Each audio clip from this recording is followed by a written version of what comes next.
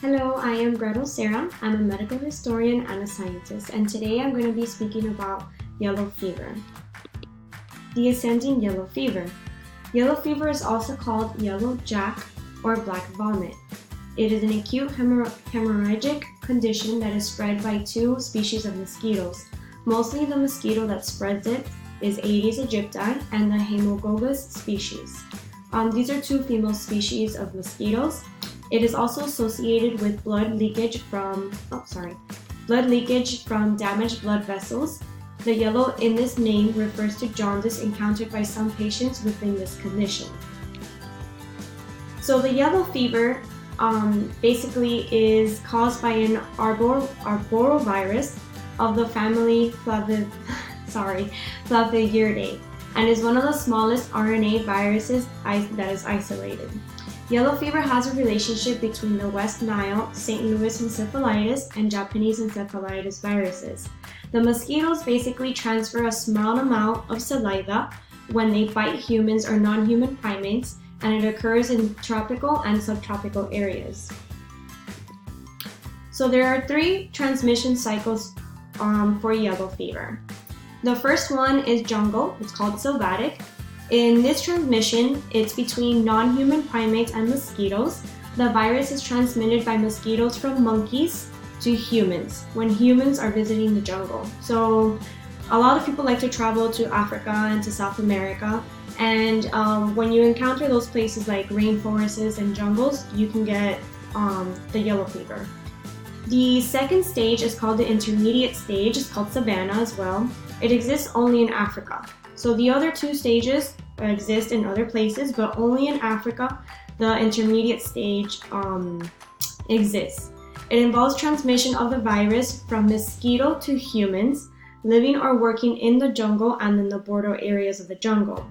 And this particular cycle, the virus can be transmitted from monkey to human or from human to human via mosquitoes. So basically, to make this a little bit more simple, the primates, basically the monkeys, have yellow fever, and if a mosquito comes and the mosquito does not have the infection, bites the primate, then the mosquito has the infection, and then the mosquito will bite the human. So it's like a cautious circle. It can go from mosquito to monkey, and then from monkey to human, and then from human to mosquito. So basically I just put a picture, as you can see. So you can see for each cycle how it can, basically the vectors for each type of cycle. So for the urban cycle, which is the third one, it involves the transmission of the virus between human and urban mosquitoes, primarily the Aedes aegypti, usually brought to urban setting by a viremedic human who was infected in the jungle or savanna. So basically, if somebody goes on vacation, they go to Africa, let's say on a Serengeti, they get bitten by a mosquito, then they come back to an urban location and they get bit by a mosquito, and then that mosquito gets the infection, and then that mosquito bites somebody else. As you can see here, under the urban yellow fever, the Aedes aegypti it's basically the arrow is pointing up and it's pointing down. So that means that it's a human, goes to the Aedes aegypti, and then it goes to the human, and then from the human it goes to the Aedes aegypti. For the sylvatic yellow fever here, which is the one that I mentioned that only exists in Africa, the mosquito again has the arrow both ways. It can go from monkey to human, this way, monkey to mosquito, mosquito to monkey, and human, and then from human to monkey to mosquito. And then the mosquito can then spread it to another monkey or to another human. So there's an incubation period for this disease, and after a victim is bitten, the symptoms start to show after 3 to 6 days. The stage 1 is an infection. It involves headache, joint and muscle aches, jaundice, vomiting, fever, loss of appetite. Symptoms often disappear briefly after 3 to 4 days. And then in stage 2 is remission.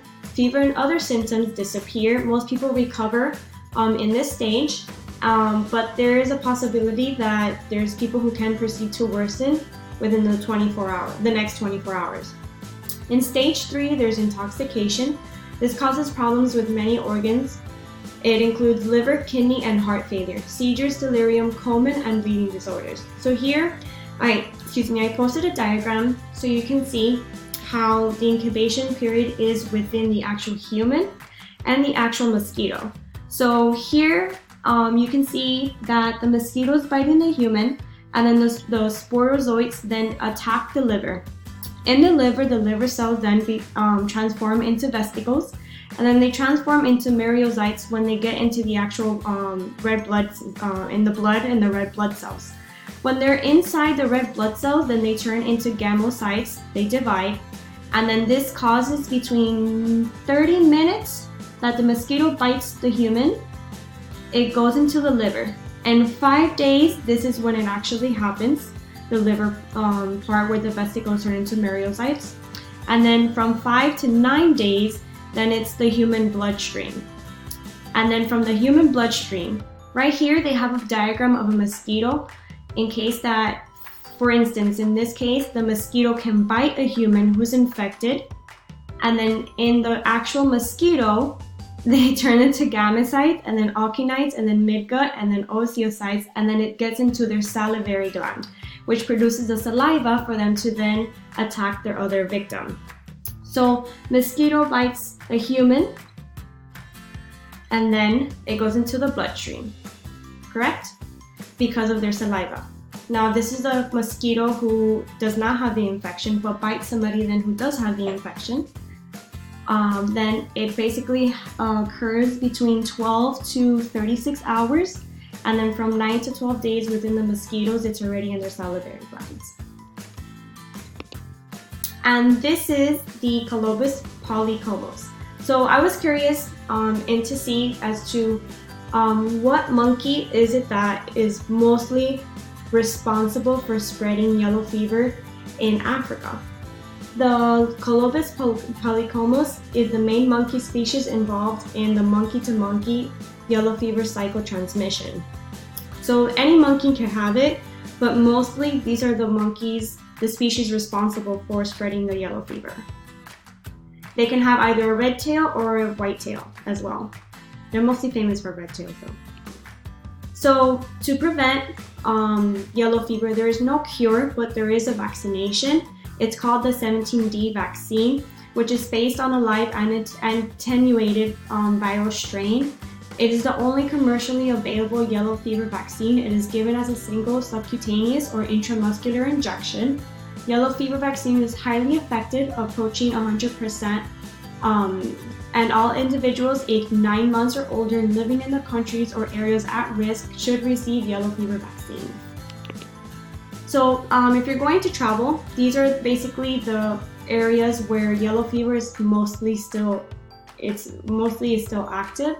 So these are basically the areas of where vaccination is recommended if you're going to travel. And there's also, your body takes a while to be immune to the actual injection. So you have to at least get it between, I believe, 2 to 3 weeks before you actually depart on your travels. So the history of the actual disease, from the 1960,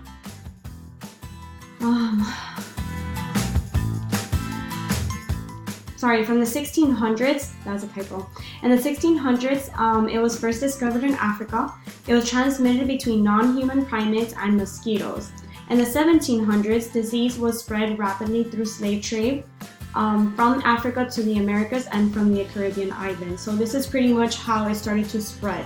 It was originally discovered in Africa, but it was brought through to the Americas and to the South Americas and the Caribbean islands through slave trade. In the 1800s, scientists began to research on mosquitoes being the cause of transmission. Now, between the 1600s and the 1700s, before the scientists started to believe that there was a cure, to start to actually see, what was the actual transmission of yellow fever, they used to think that for treatment, to get rid of yellow fever, you were either immune to it or you were going to die from it. So if you got worse, what the doctors would do back in the day between the 1600s and 1700s was that they would drain your blood. So they would drain all the black blood. That's why it's also called the black vomit disease. They would drain all the black blood from your arms, from your veins, and they think that sometimes that by that you were getting rid of the disease. Unfortunately, that didn't go so well back in the day, but they figured that it worked for some patients, but many did not survive when they tried that route. And then in the 1900s, it's when the scientists and homeowners began prevention. And in 2016 is when cases of yellow fever resurfaced in Angola, Africa. It infected over 1,000 people and they killed about 258. And that was the last reported yellow fever since 2016. And that is all.